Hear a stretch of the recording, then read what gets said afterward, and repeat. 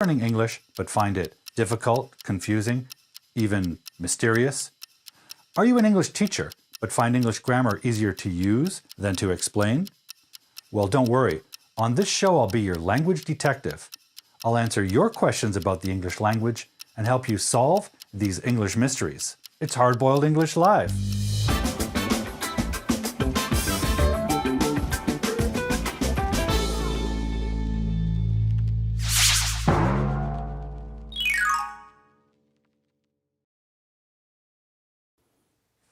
Good evening, everyone. Thank you for joining me here on Hard-Boiled English Live. This is your show, your English live stream. I'm your host, Paul Duke, Teacher Paul. I'm your language investigator for this show. I'm also an English instructor, coach, tutor, whatever you want to call me. I help students better understand the English language they're trying to learn. Welcome to the show. We had an excellent show last week. I had a special guest named Li Ping Yan, a Chinese language coach. And we had a lot of commonalities we discussed. Tonight there is no guest, however. Tonight we're going to answer questions about English and hopefully clear up some of your English mysteries. I have a couple outstanding that have been sent to me we're going to talk about. We're going to do our vocabulary segment, and then I'll take your questions and break it down on the board. For those of you who are new to the show or who don't know me, I am the creator and host of the YouTube channel Hard-Boiled English. Why hard-boiled? Hard-boiled refers to an old Hollywood cliche, the tough guy detective in the old 1940s Hollywood mystery detective movies, which I loved growing up. And I kind of use that as my motif in my YouTube channel and all my branding. So rather than just being a regular English teacher, I like to explore the language and help people understand it. So for me, that's a little bit like language detective work. On my YouTube channel, you can see my long-form series, English Weirdness.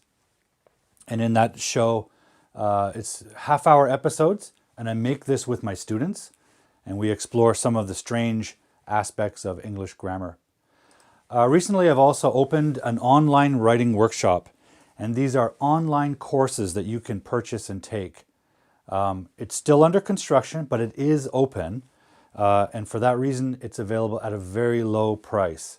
Eventually, when the course is complete and all the lessons and materials are uploaded, the price will increase. So if you're interested in improving your writing or learning more about what makes great writing, check out the course.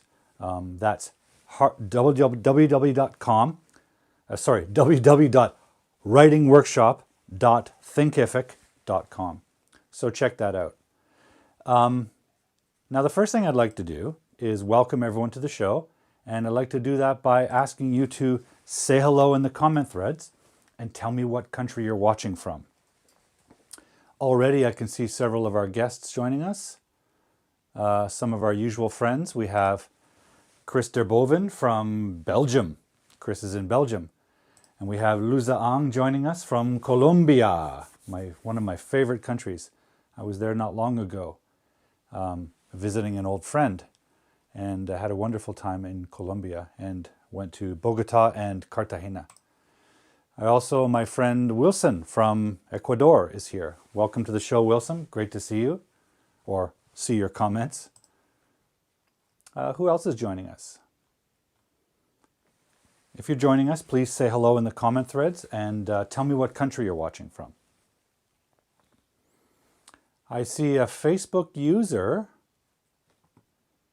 And for those of you who knew, if you watch from a Facebook group, I cannot see your name. So it's always better to watch the show on YouTube or on my Facebook profile, Paul Duke, or Teacher Paul Duke. There you can actually put your name in. So Facebook user, I don't know your name and I don't know what country you're watching from, I'm afraid. Facebook user, just clarified. Facebook user, what's your name? I see now your country is Morocco. So great, welcome to the show. We have Morocco on the stream, great. Anyone else joining us? Who else is joining us? Well, I see a few more people. Say hello, guys. Say hello in the comment thread and tell me where you're watching from. If you don't know already, I'm streaming this from Vancouver, Canada. That's the west coast of Canada, pretty close to Seattle or San Francisco in the US. And right now it is 5 p.m. my time. So if it's early morning where you are, which I think it is in Belgium, for example, thank you for getting up early and watching the show. Or staying up late and watching the show, whatever may be the case. Another Facebook user says, hello, Paul Duke. Well, hello. I'd love to know your name. I can see that you're from Morocco, but I don't know your name. It just says Facebook user. Well, anyways, guys, welcome to the show. Welcome to the show.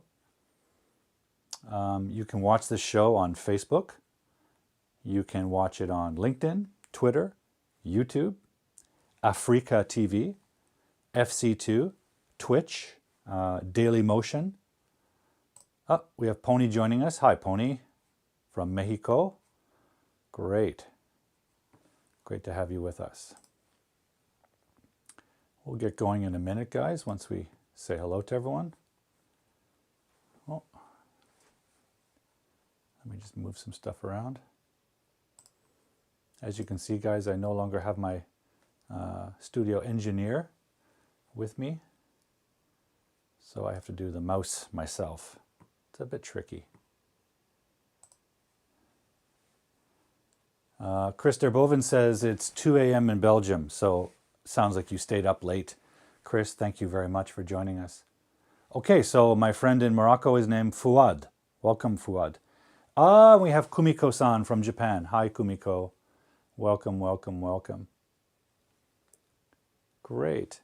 I think, Fuad, you have joined us before, right? I think you were here last week or the week before. Thank you, thank you. It's great to have Morocco with us.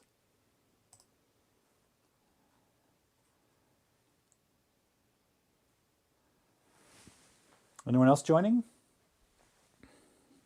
Hopefully you're all staying well, staying safe, staying healthy, working hard in your jobs, doing everything we need to do to live a fruitful, productive, healthy, happy life, whatever it is you like to do for your hobbies or interests.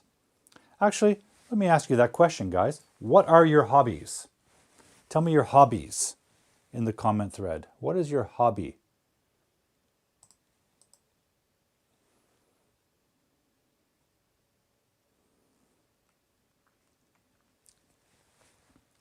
What's your hobby?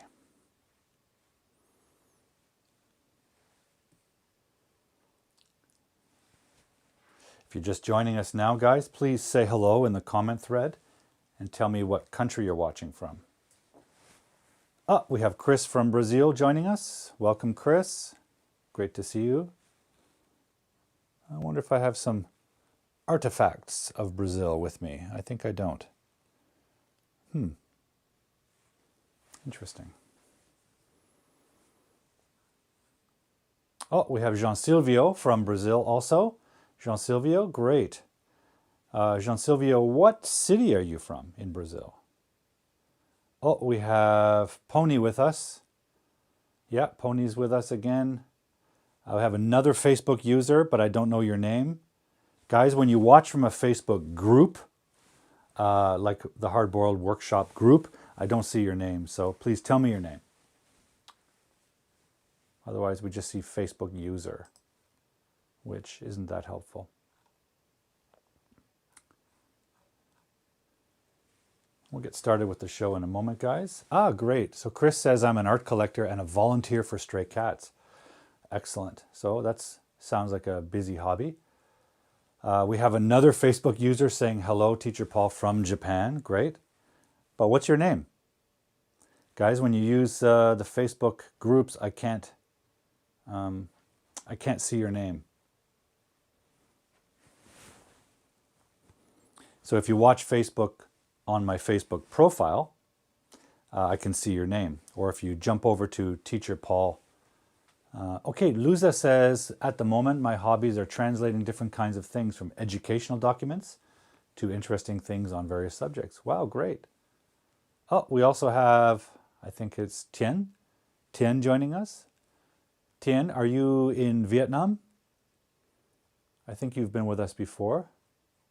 Hopefully I'm saying your name right.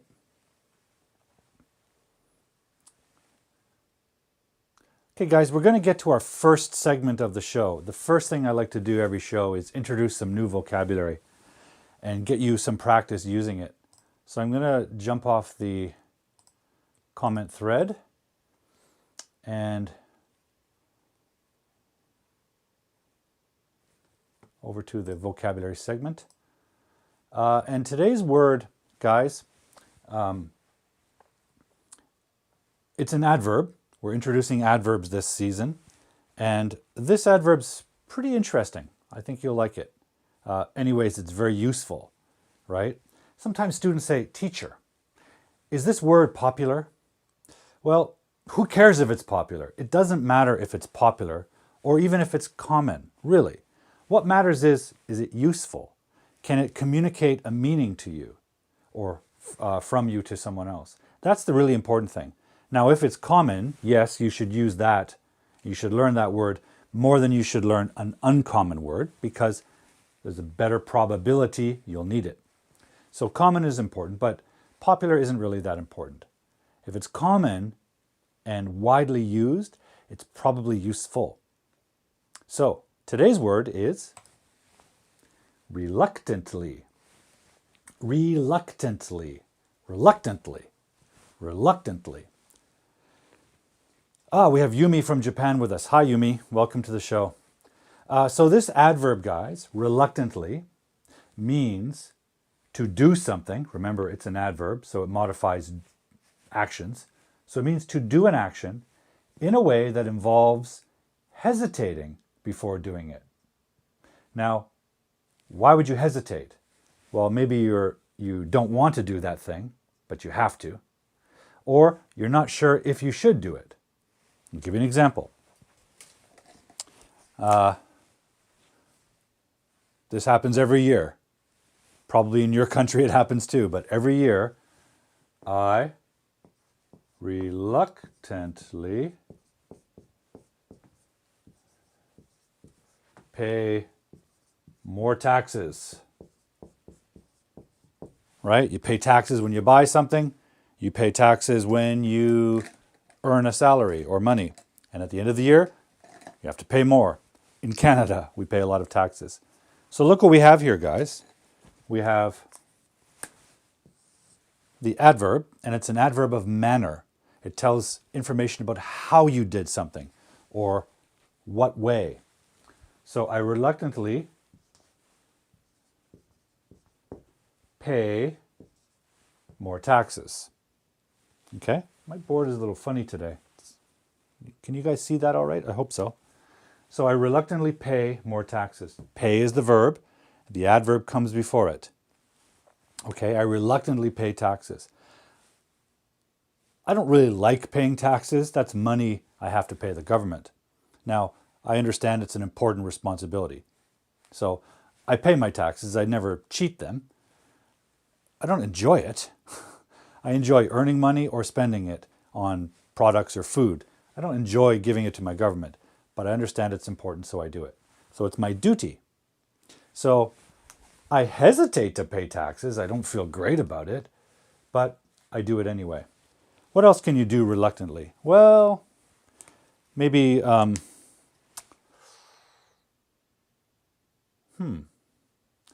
let's say she reluctantly stopped eating pizza every day. So maybe she used to eat pizza every day. And her doctor said, hey, you know, you're gaining a bit of weight, your blood measurements are a little bit scary. Don't eat pizza every day. So she stopped. She changed her diet. She reluctantly stopped eating pizza every day. So now she eats pizza once a month, a little more healthy. Okay? So guys, now it's your turn. I want you to try using the word, the adverb, reluctantly in a sentence. And remember, it's an adverb. So in this case, it should come before the verb. Okay? Go ahead and try it. Give me some examples. We have one already.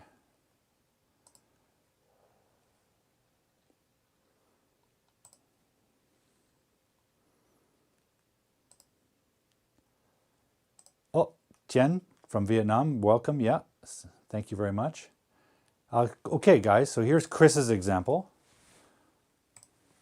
Chris says, I reluctantly procrastinate in making difficult decisions. Now, this is interesting, Chris, because procrastinate means to hesitate. So if you procrastinate reluctantly, that's like double. That means like you procrastinating. Pretty cool. So that means you really hesitate making difficult decisions, right? You really hesitate to make difficult decisions. Great sentence, great use of it. So yeah, we can reluctantly, guys, let's face it, in life we have responsibilities, we have duties, students have to take exams. Nobody likes exams, so you can say students reluctantly take the exam. They don't enjoy it, but they know they have to, right? Students also sometimes reluctantly study or reluctantly do homework. Why? It's more fun to go out with your friends. Great. We have an example from Luza. I reluctantly eat less sweet things between dinners. Okay, great. Now, this noun here, Luza, things, it's countable. So when you have a countable noun, you should say fewer, right? So less works with uncountable words, uncountable nouns.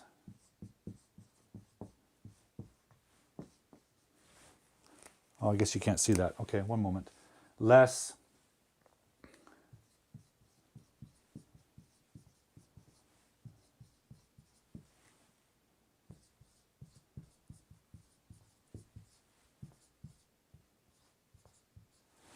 Let me just clear the graphic for a moment, guys. So Luza, we have things here. Oops, where am I? Things, which is clearly a countable noun. And you say, eat less things. So less should be for uncountable nouns like less water. I drank less water than yesterday. Or I learned or I processed less information. Okay, I ate less,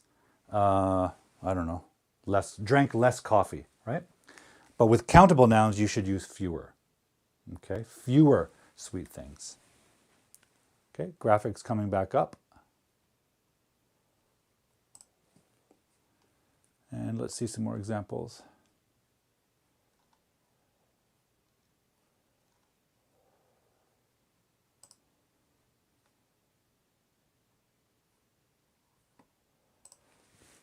Okay, John Mario says, can you fade the light? The blackboard is too bright.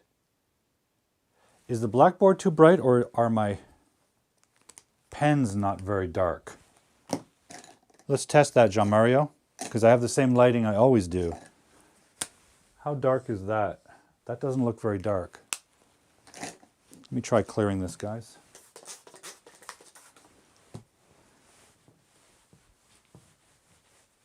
I think my markers aren't working with the board today.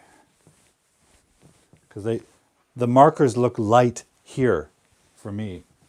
So I'm not sure it's the lights in my room. Let me see. Is that darker?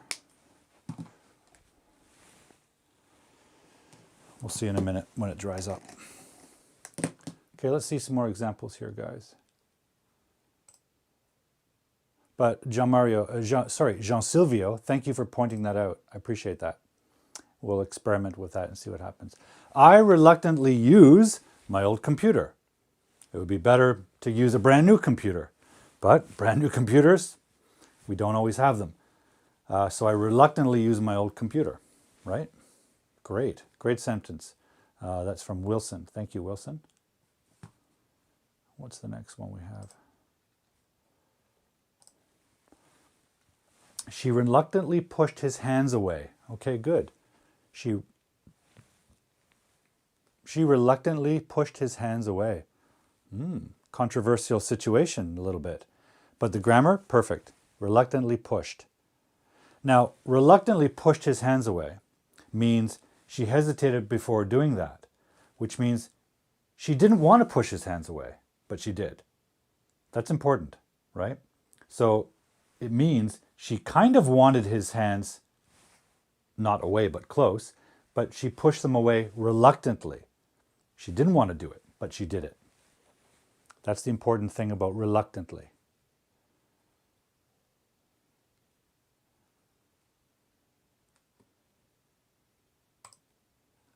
What else do we have next?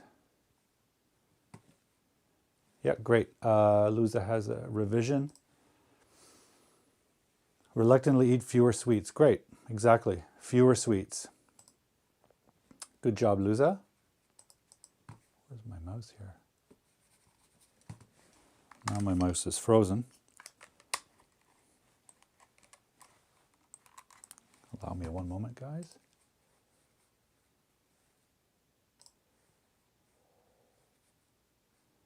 So Chris has another one, I think. Our vocational students reluctantly go to school. Yeah, let's face it, when we're young, sometimes we don't want to go to school. We want to enjoy hanging out with our friends, but we know we should, so okay, Mom, I'll go to school. Reluctantly. Good. Okay. Fayez says, I reluctantly make a diet, avoiding eating fast food to lose a little bit of my weight. Yeah. I reluctantly make a diet. Yeah. You could also make that simpler and say, I reluctantly diet. Diet can be a noun or a verb. And by the way, this is a very common thing to say. Down here it says, a little bit of my weight. When you say my weight, that means all of your weight, your total body weight. Usually when people say, I want to lose my weight, it sounds strange because it means I want to lose all my weight. Well, you shouldn't want to lose all your weight, right? You should want to lose some of your weight. So it's more accurate to say to lose a little bit of weight, right? When you say my weight, you refer to all of your weight.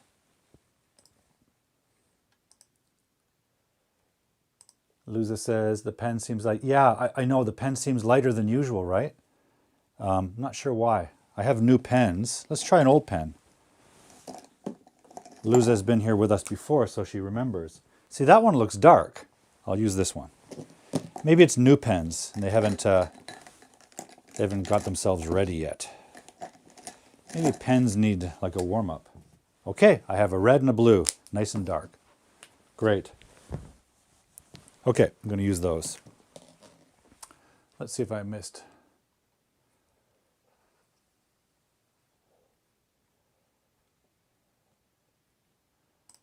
Okay, good. We have one from Facebook user.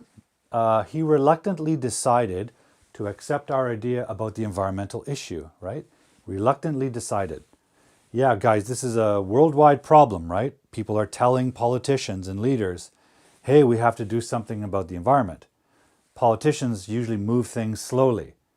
So when they do make a change, it's reluctantly. They make the change reluctantly because, change requires money, time, effort, and risk. And politicians don't like risk.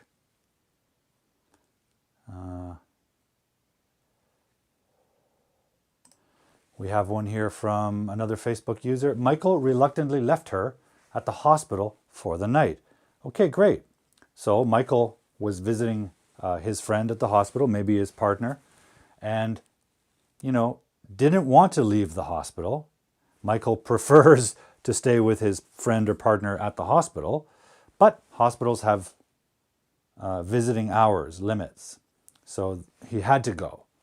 So he hesitated before going, but eventually went. Okay, I think that's caught up, guys. I'm going to move away from let's finish up the vocabulary section and move on to a couple questions I want to answer, and then I'll take your questions. So I'm going to get rid of the graphic in a moment. Does anyone have any questions about reluctantly? How to use that adverb?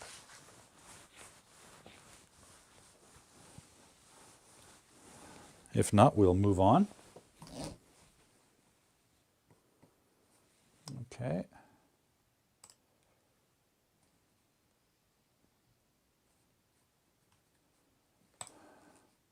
Sorry, guys. My mouse is jumpy. Okay, get rid of that graphic.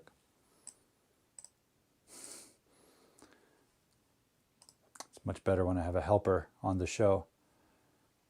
Okay, I'm going to go through a few really simple questions, but they're all kind of related, I found. And by the way, if you missed the show, you can always contact me on social media and give me the question you want to be answered on the show, and I'll do it in the next week. And I've got a couple of those. Usually, if I have a guest, like I did last week, I don't have a chance to answer your questions, so students and viewers will send me those questions. And we've got a couple. Now, I'm going to answer these two questions in a row because they're kind of related. When we talk about language, it's important and useful to think of it like a triangle, and teachers know about this. And I've said this before on the show. We think of language in three dimensions: form, meaning, and use. Form is the grammar, the structural rules and patterns of a language. Meaning is related to semantics, the idea that you're communicating. And then use involves things like how it's used in specific cultures or specific contexts, pronunciation, things that are related to the way we use it. And sometimes the answer to a question is a combination of these, one of those things, or differently. And I'll show you a couple examples. Because the first question is, what's the difference between well and good, right? Let me show you an example. How's that? Much darker, right? She sings good. She sings well. So people say these all the time, and they get them confused. And by the way, native speakers get this confused. There's actually a pattern I've seen, especially with American speakers, where they'll choose this. And I'll show you why in a second. Let's identify the parts. Let's break it down. We have a subject, we have a verb, and then we need to think about what part of speech the word good is. Well, as it turns out, good is an adjective, and well is an adverb. So they are different grammatically. Their forms are different. But what do they mean? Right? The meaning. They kind of mean the same thing. They mean positive. Something's good or something is done well. So the meanings are very close, right? Positiveness, goodness, well, it's the same idea. But we can't use them the same because they are different parts of speech. Adjectives, as we know, have to modify a noun after it. Good what? Right? This is a good pen because we can see it on the board, right? Good is the adjective, pen is the noun. Good pen. Well is an adverb. Well doesn't need a noun over here. Well can modify the verb. So in this sentence, we have a subject, we have a verb, an action verb, so we can't have good here, right? Because there's no noun to describe. You can't describe a noun with an adjective if you don't have a noun. So this sentence should be, she sings well, okay? But let's describe the song. She sang a good song. Okay? She sang a good song. Song is the noun. This is the adjective describing the type of song. So with these two words, well and good, the difference is not meaning. The meaning is the same, basically. the form is different. The parts of speech are different, and therefore you have to use them differently, okay? Now, sing is an action verb. However, if we have a be verb, we can put an adjective here, right? Because when you have a be verb, it's like mathematical equal sign. It means she equals good, good equals she. So in this case, the adjective is describing the subject, and the subject's a noun. So if you have a be verb, you can use this. In fact, you should, to describe her. It's when we have an action verb and we want to describe the action. How did she sing? Well, she sings well. Okay? So the difference in this example is part of speech, and that's related to form. Now the next question is very similar, and we can compare them. What's the difference between accept and accept? Well, sometimes the words sound very similar, and I understand why that's confusing. These tend to sound the same, but if you really listen, there's a slight difference. The first vowel sound here is a. The first vowel sound here is e. Now, some native speakers may not pronounce them differently, but you should. Accept, accept, accept, accept, accept. Okay? So that's pronunciation, a little bit different. Let's make a couple example sentences. Let's try. Can you see this? She accepted the cat. Chris was at home one night and a cat tried to move into her home and she accepted it. She did not refuse the cat. Okay? And then let's say she likes all cats except tigers. Sorry the board's a bit messy, but that's how I do it. Okay, let's compare these. In the first example, she accepted the cat. We have a subject. We have an object, which is the noun cat. We have the verb accept. So we now know accept is the verb. Look at this sentence. Subject, verb, object, accept, and then we have here another noun, tigers. This is not a verb. This is a preposition. Prepositions. Now you know other prepositions like in, on, between, near. There's a lot of prepositions. That's one of them. It comes before a noun. It connects nouns. All prepositions connects nouns. And they come before nouns, right? That's what the part of the word pre means. Preposition. Pre-noun position, before the noun. So, accept, accept. What's the difference? Different forms, different parts of speech, right? One is a verb. It means to agree to something or to welcome something. So one's a verb, one's a preposition. Very different grammar, very different form, different parts of speech. How about the meaning? Accept means to welcome or to receive and agree, right? Accept means not included. Chris likes all cats, but not tigers. Tigers are scary and dangerous. She likes all cats, except, but not tigers. Tigers are not included. They're not welcome. So guess what? The part of speech is different, verb, preposition, and the meanings are different in this case. The meanings are different. Different ideas being communicated. And, by the way, different uses, different positions in the sentence, different pronunciations. Now, you're probably thinking, okay, teacher, you understand that, but how can I understand that? Good question. There's no easy way sometimes, but there is one easy way that involves work. So the way to understand these differences is simple, but it's not easy. And that is use a dictionary. A lot of language learners, they want to learn the fun way, chatting, listening to music, watching videos. However, if you really, really want to learn a language and really deeply understand it and excel at it, you should use the dictionary, because the dictionary tells you all of this stuff that I just told you. If you look up the dictionary, you'll find out that accept is a verb, right? And that's where it's used in the sentence. And if you look up the word accept, you'll find out it's a preposition, and so it should come before a noun. And you'll find out the definition is different, right? And the spelling is different. And the dictionary can even give you the phonetic pronunciation, if you understand the phonetic alphabet. So guys, it's not easy, but it is simple.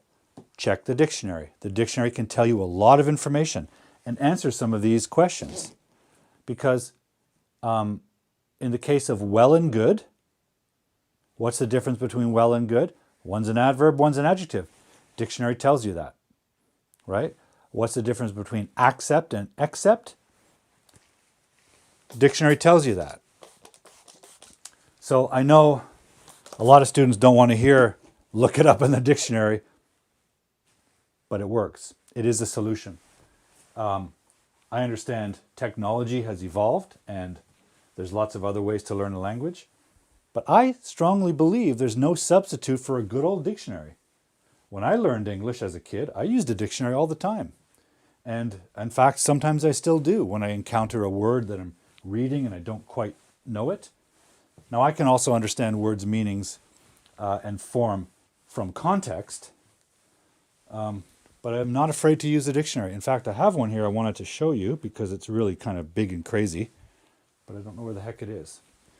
Okay, so don't be afraid to use a dictionary. It's powerful. It'll teach you a lot of information and answer questions like this. Now, there's another one I want to answer. This one's a fun one. When should I capitalize a whole word like names or she visited the library? Great question. Okay, so they didn't give me an example, but they asked about names, like they saw some names capitalized. For example, his name is Paul Duke, right? Or the example, she visited the library, all capital. So the question is, when should I capitalize a whole word like Duke or library? When should you do that? The answer is quite simple. When should I capitalize a whole word like names or like she visited the library? When should you do that? Never! Never do that. Never! Not even in some situations. Never! In English writing culture, this is unacceptable. When you make all capitals, it sounds loud and angry, like library. And nobody wants to read that. What has happened is this kind of habit has come out of social media culture, where people want to emphasize a word and where is it? Oh, I can't find it, guys. So sorry. Yeah. When you're text messaging, you cannot make emphasis with underlining a word or italics, which is the normal way to make an emphasis, to make a word stronger in writing. So instead, the only thing they can do is make capitals. Okay? But outside of text messaging, you should never do this. You should never do this in your academic writing. You should never do it in your blog posting or social media posting. It's not conventional. Okay? Names should not be fully capitalized. Now, I work with a lot of students from Japan, And in Japan, sometimes they do that because they want to make it clear which one is the family name. Because in Japan, the family name is presented first and the personal name is presented second. And yet they have to do academic work in English for an international partnerships.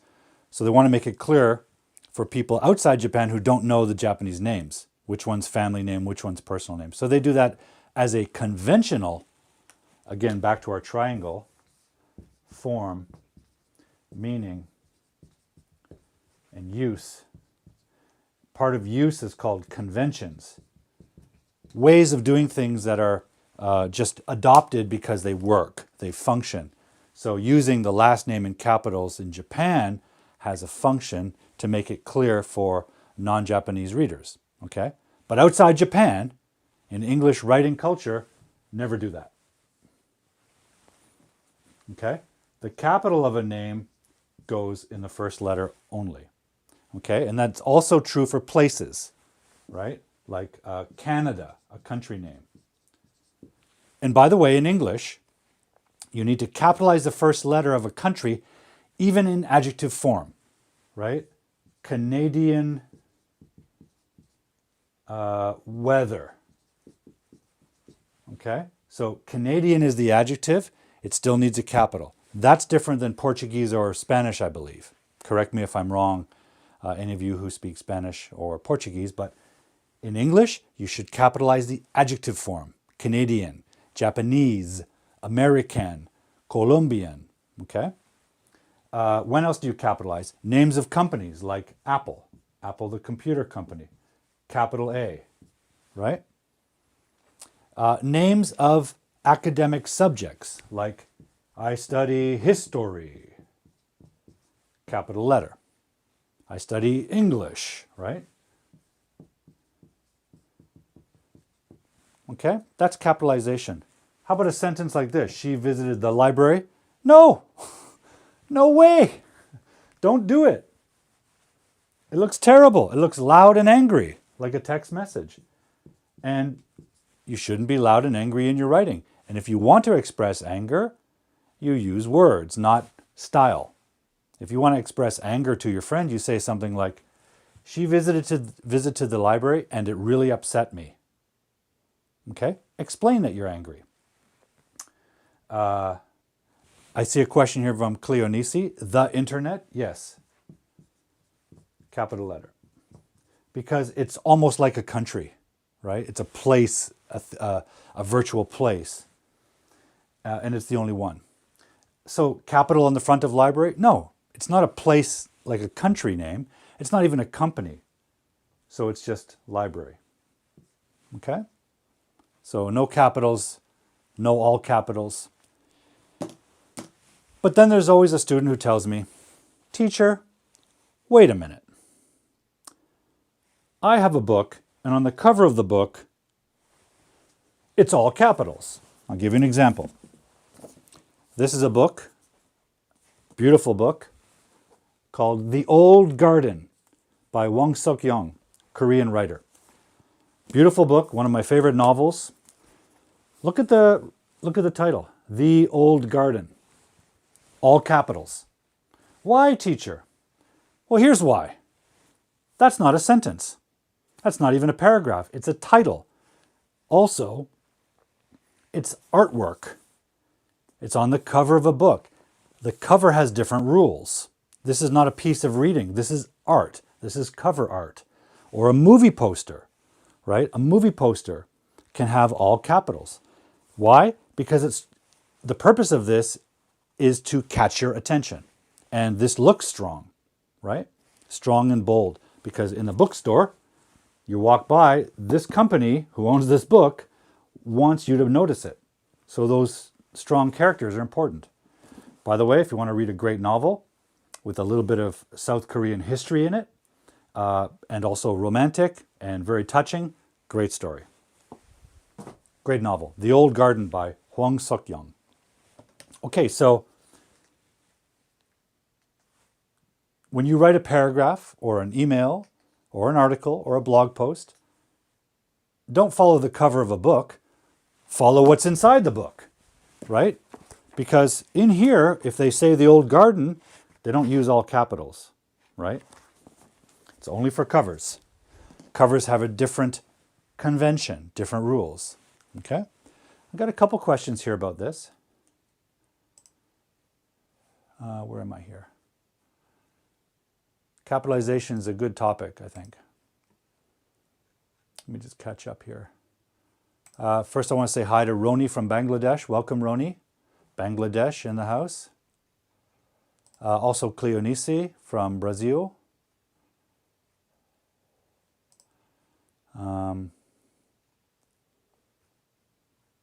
We have Juan from Juan Unknown. He doesn't know his last name. Hi, Juan. Welcome to the show. Okay, Jean Silvio says,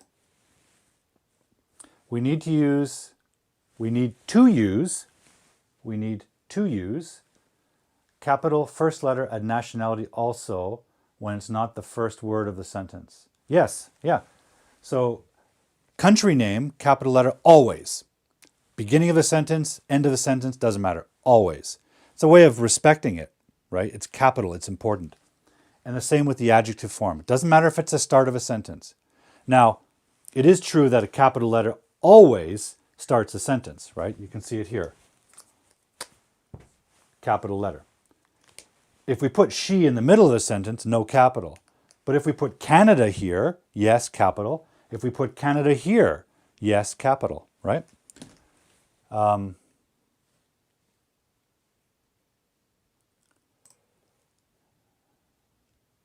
me find another question here. May I ask why no indicates prohibition in no smoking?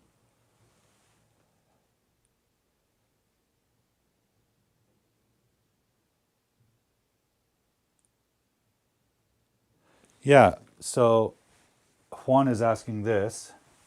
I think it's slightly different than capitalization, but I can answer it quite quickly. Signs, as you can imagine, language written on signs needs to be short, right?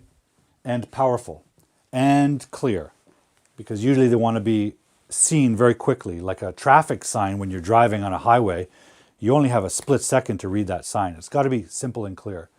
So when they say something like, no smoking, right? No smoking, that's not a sentence. There's no verb, right? Yes, they could say, do not smoke. Do not smoke. That's a sentence. That's an imperative sentence. They could say that, but that's now 3 words. And a sign needs to be very simple and small. What does that mean if we make it back into a sentence? Right? It means there is no smoking allowed. Right? So this is the full version of the sentence. There is no smoking allowed here. You could even take it further. In this building, this office, this hotel, whatever. There is no smoking allowed here. That's the full grammar. But that's too many words to put on a sign, so they just cut it. Right? This one, because it's an imperative, it's structured as a command or an order. And they could put that. It's only one extra small word. Why would they choose this? This one sounds a bit strong, a bit aggressive. Ordering people. And I'll tell you something, especially in North America, and especially in the US, nobody likes being told to do things. In North America, there's a little bit of an anti-authority feeling in the culture. So we don't like people or even signs telling us what to do. We feel like adults and we're responsible for our own choices. So the message here is the same, but it's a little more indirect. It's a little more implied rather than ordered, do not smoke, right? That's the difference, right? So again, that's not grammar and that's not meaning, that's use inside a specific culture. So when they design signs, they're probably considering that. Like, well, if I say do not smoke, somebody might get defensive and say, I'm going to smoke anyway. You don't tell me what to do. Right? That's a sort of anti-authoritarian attitude. No smoking just means here, there is no smoking permitted. So it's not a direct attack on somebody. So it's a little gentler. And one less word. And guys, especially in writing, and those of you who work with me in writing know how I feel about this. In English, it may not be true for other languages, but it's true for English. One word is better than two. Two words is better than three. Three words is better than four, and so on. English works best when it's concise. Okay? It's designed over time, it evolved to express maximum meaning with fewer words. We have a large vocabulary. If you choose the right word, you don't need a long sentence. And part of that is cultural. Think about how the English language came from British people. British people tend to be emotionally reserved or linguistically reserved. They don't like to say a lot. Think of James Bond, for example. He doesn't blah, blah, blah, blah, blah, blah, blah, like he's had too many coffees, right? That might be different than, let's say, South American culture, which is very effusive. And the only reason I know that is because I've spoken to South Americans and I also read South American literature. South American literature has a lot of long sentences, right? A lot of extra words. English tends to have fewer words. So if you can choose between 3 words or 2, 2 is better, if it conveys the meaning. Okay. Let me just see if there's any more questions about capitalization.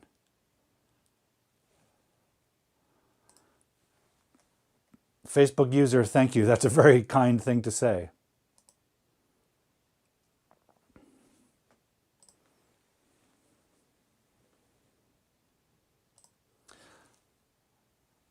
Here's a good example why people use all capitals. So in a message caption like this, you can't put italics or underline to provide emphasis. So you're putting all capitals. But if you're doing this for school or doing this for emails or business, don't do it. I want to say hello to Al-Qadi, 123, whoever you are. I don't know your full name. Welcome to the show. Thanks for joining us.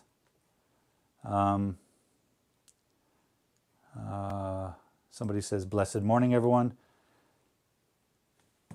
Tien says, I can't find your YouTube channel.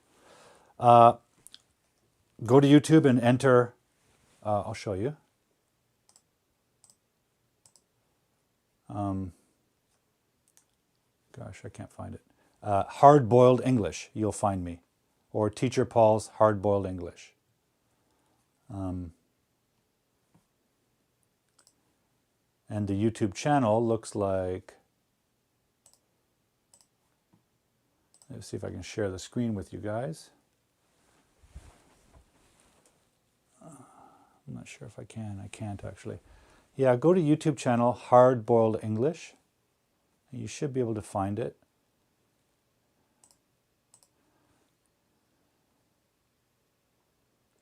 Or if somebody else can go, Chris Derboven, for example, who knows my YouTube channel, or Wilson, if you can post the link in the chat box for my friend Tien, that would be lovely.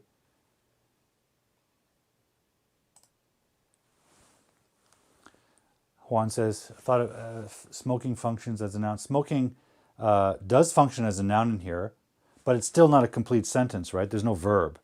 If you don't have a verb, it's not a sentence. Signs, like a book cover, have different rules. They don't have to be grammatical. They have to be understood. They have to be very clear and very simple because people need to see them very quickly and understand the meaning very quickly. So that message is pretty clear when I see that in English.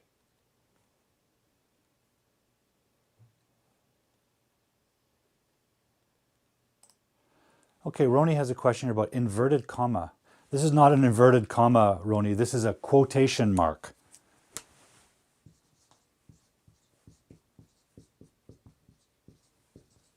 And it's used to quote someone. For example, in the movie, Tom Cruise said, I feel the need for speed. It's a famous piece of dialogue from the movie Top Gun. Tom Cruise and his fellow pilots say this. It's their favorite expression. These words are Tom Cruise's, right? But this sentence is mine. I'm telling you this sentence. In the movie, Tom Cruise said this. So inside my sentence, I have to quote or borrow words from Tom Cruise and put it inside my sentence. So you need to know when my words stop and Tom Cruise's words start and end, right? And in fact, I could continue the sentence. You could say this.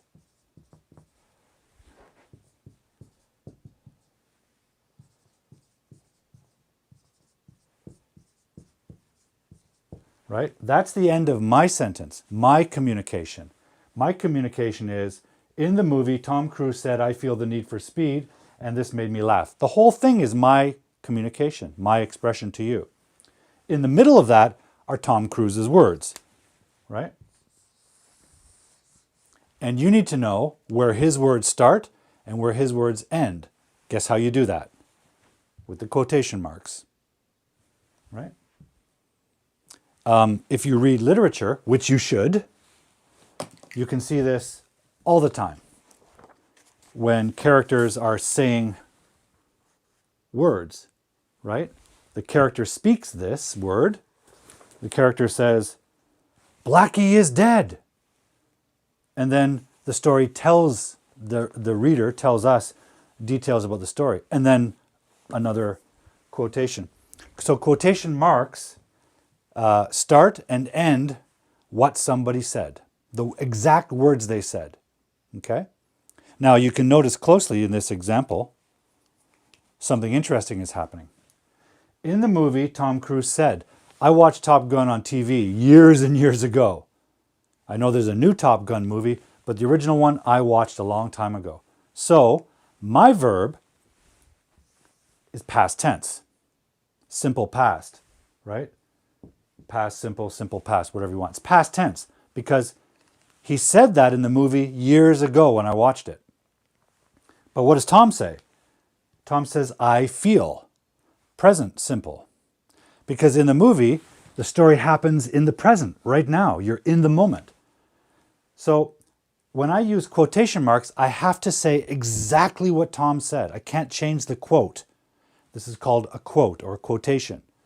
I can't change it. Because he said that. I have to preserve it. So inside here, inside the quotation marks, are the exact words Tom Cruise said in the movie. It doesn't matter the tense of my sentence, right? It could be future. I could say, in the movie, tomorrow I will see Top Gun and I will hear Tom Cruise. Tom Cruise is going to say, I feel the need for speed, right? So that's a quotation mark. Not an upside down comma. Great question, Roni. Great question. Let's see. I might have an extra.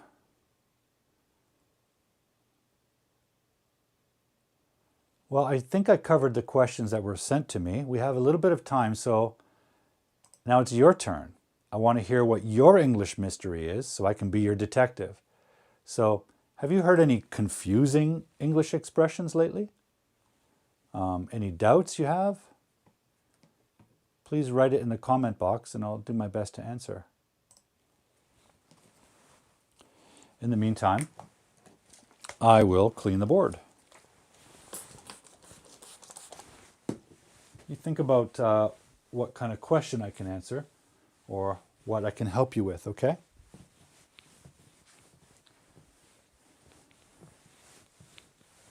And hopefully, Tien, you have found the YouTube channel. There's another kind of, what do we have? There's something else I want to mention at the start of the show, guys. This show is free for you guys, and I want it to be free. I made this show originally because people were stuck at home during the pandemic, including me, and I wanted to continue teaching people around the world and help them. So I want this show to be free, but it does cost me a lot of money to make this show. So if you would like the show to continue, there is a way to support the show with a little bit of money.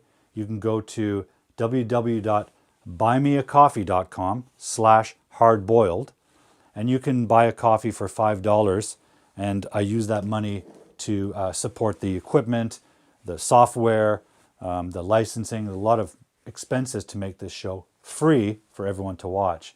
So if you're feeling generous, please consider supporting the show. As well, if you're interested in the writing workshop, you can enroll now in the writing workshop, and that is www.writingworkshop.thinkific.com. Okay? Let's see. Great question. Jean Silvio. John Silvio, you are on fire. You've got great questions tonight. Okay, listen in here. Very common and misunderstood. Let's go back to our triangle. We had form. Every time we have a question like this, like what's the difference between this and this? They seem similar but different. It's really good to think about the triangle. So we'll do that. Okay, what is the difference?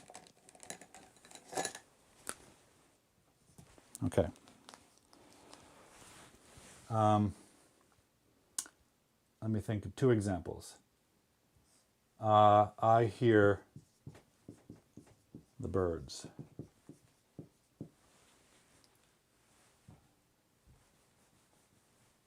I hear the birds. Okay. I am listening.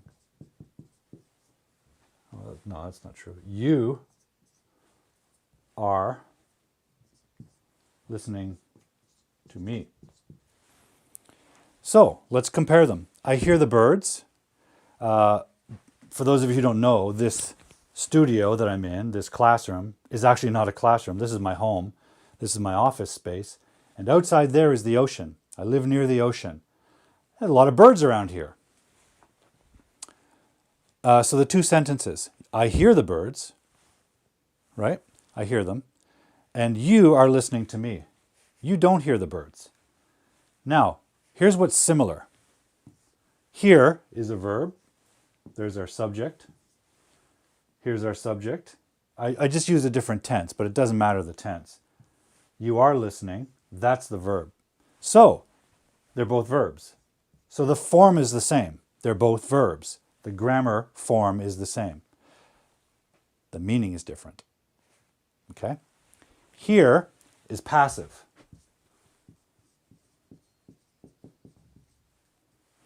It's passive. For example, right now, my brain and my attention is focused on you guys and the screen and your questions and the board. I'm not thinking about the birds. But even though I'm not thinking about the birds, I hear them. The sound comes to my ear. I'm not trying. I'm not actively paying attention with my brain power, but my ear is working and I hear them, right? I hear other sounds, okay? In your home, you probably hear other sounds, but you're giving your mental focus to me. You are listening to me. So listening is active. Listening requires your attention, right? Our ears and our eyes and our nose and our tongue, our senses, take in information all the time. My eyes see everything. I'm looking at the camera, but I also see the lights. I'm looking, that's active, because I'm putting my brain behind my senses. I'm focusing my eyes on the camera, so I'm looking at the camera, but at the same time, I also see other things. I'm just not thinking about them. So our senses, our eyes or our ears, take in the information, and that's passive. It just absorbs information, absorbs sounds, absorbs images, passively, with no effort, no brain power. It just happens, right? Walk into a room, you get all the smells, right? No choice. Listening is active. When you listen, You're paying attention to something, right? So the difference between visual is like I see everything, but I watch the show or I look at the show. That's focused. So listening is active and focused. Right now, maybe in your home, you hear other sounds, you hear other people. Maybe you have children crying, but you're listening to Teacher Paul, right? So it's active, brain power, and it's focused on some target. Hearing is passive, unfocused, right? I'm listening to my own voice, actually, because I tend to elevate my voice, and the microphone's right here, so I can keep it nice and soft and you'll hear it. So I'm listening to my voice, but I hear my neighbor upstairs. I don't want to hear my neighbor. I really don't. It's kind of annoying, but I hear my neighbor. I have no choice. The sound comes to my ears. That's hear. Hear is passive and it's unfocused and you have no control. So that's another piece. It's uncontrolled. Your ears, if your ears work, it just picks up sounds. This is more controlled. Right? Hearing is passive, it's unfocused and uncontrolled. No brain power. It's automatic. Listening, to listen to something, is active, it's focused. Right? Sometimes there's gardeners out in my garden and they're making lawnmower noises, electric machines. But I hear them. I don't want to, but I hear them no matter what. But during the day, I like to listen to music. I like to focus on listening to music, right? That's the difference. Roni's got great questions. You are on fire. It sounds dangerous, right? You are on fire is slang. Right? You are on fire. It really means it's slang and it means you're doing great. You're doing well. Or you're doing something amazing, right? You're on fire. It originally comes from sports. When a sports player, like if you follow basketball, there's a player named Steph Curry, and he shoots the ball from far away and it always goes in. Some nights, he never misses. So people would say, oh, you're on fire, right? Lots of energy. Everything's working perfectly. You're on fire. It's a positive meaning. It's a compliment. You're doing great. You're doing well, right? Okay, going to move on. Luza, thank you for joining the show. It's always a pleasure to have you with us. Jean Silvio. Yeah, great. Oh, what else do we have here? Oh, I'm not sure who this is, but I think they're in Korea. Is this my friend Jay? Jay, I showed a Korean book earlier from Hwang Suk-young, the writer Hwang Suk-young, The Old Garden. I don't know what that title is in Korean. Great book. Do you know the book? It was also a movie with 2 drama stars in it. Great movie. In university, I took a class in Korean literature and fell in love with some of these writers. So that's where I learned about that book. Anyway. Okay, guys.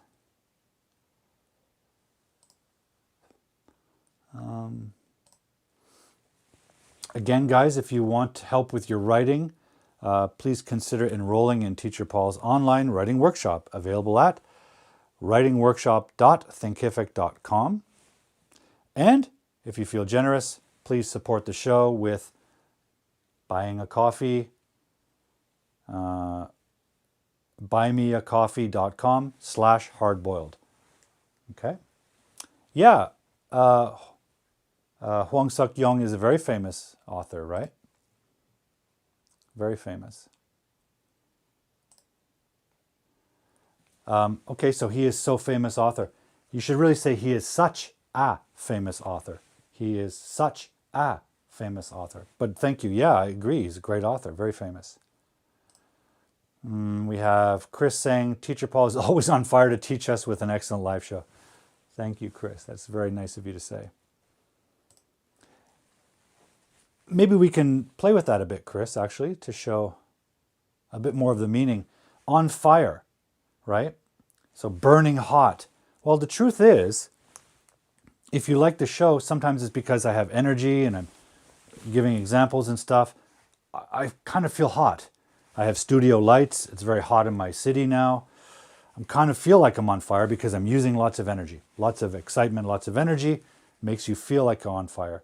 But the real meaning is like a lot of success, like an athlete playing a game really, really high level, like a basketball player can't miss. Everything he shoots is going in. He's on fire, doing really well.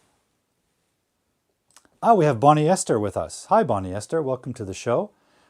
If you're just joining now, thank you for joining. We're just about to wrap up, though. Your lecture is a power of suction. Very interesting, but thank you. Hopefully I didn't miss anyone. We were just about running out of time, everyone. Now, I see a great question here by Cleonice. Cleonice, to answer this question, I need a bit more time than I have. So can I save this until next week? And I'll answer this first next week and spend lots of time with it, because it's a very tricky piece of grammar. I think everyone should learn it, but I need a bit of time to explain it. So I'll put that at the top of the show next week, the very beginning. Well, guys, I guess it's time to wrap up before my camera melts. So we don't want that to happen. Again, guys, if you're interested in improving your writing, learning more about what makes English writing great, go to my online writing workshop at www.writingworkshop.thinkific.com. And if you're feeling generous, you can buy me a coffee and support the show so that I can continue bringing it to you for free. As I said, it does involve expenses and costs me money to make the show, but I want it to be free for everyone. I don't want to charge admission.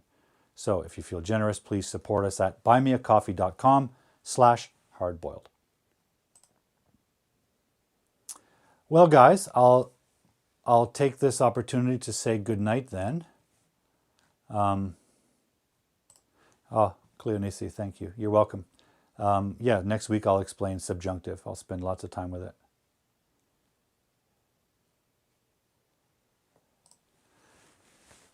There's a music of Rem named Everybody Hurts that have the expression, don't throw your hand. That sounds strange. Jean Silvio, I'll listen to that song, okay? I'll listen to that song and study it. I can't say I've heard that song before. Don't throw your hand could have a lot of different meanings. It might also be a mistake. It might be don't show your hand. Don't show your hand is a very common expression. Don't show your hand comes from playing cards, you know, like poker, and you have a hand of cards like king, queen, club, diamond. Well, you don't want the other player to see it, so you don't show it, right? So don't show your hand comes from poker, but we also use it in life to mean don't show other people all the information about yourself, especially in business.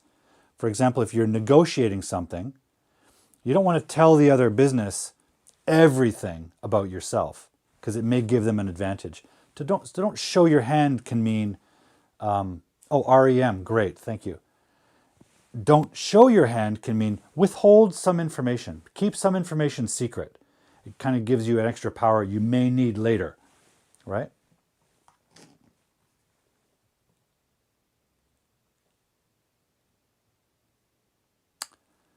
Okay, we have another question here, and I'm just about to finish, guys, so I can't answer it tonight. Roni, I'll answer this next week, okay? I'll record this and get to it next week. But I'm going to have to say goodnight to everyone. Troy Carr joins us. Hi, Troy. Welcome. Thank you. REM's Everybody Hurts. Yeah. Okay, I'll check that out. I do know the song now, but I'll check out that lyric. I have a feeling it's don't show your hand, not don't throw your hand. Okay, everybody, I'm going to say good night. So thank you for joining the show. As always, for the next week until I see you next Friday at 5, take care of yourself. Stay healthy. Take care of your fitness. Take care of your diet. A healthy body makes a smart brain. And with that brain, keep studying English, okay? And until I see you next time, everybody. Oh,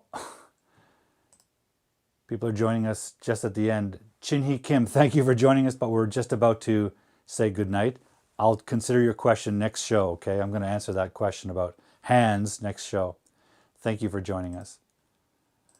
Okay, so guys, thank you very much for being with me tonight. It's been a pleasure, as always, to have you with me. I can't thank you enough for joining the show and supporting us. Bargain Betty 99, thanks for joining us.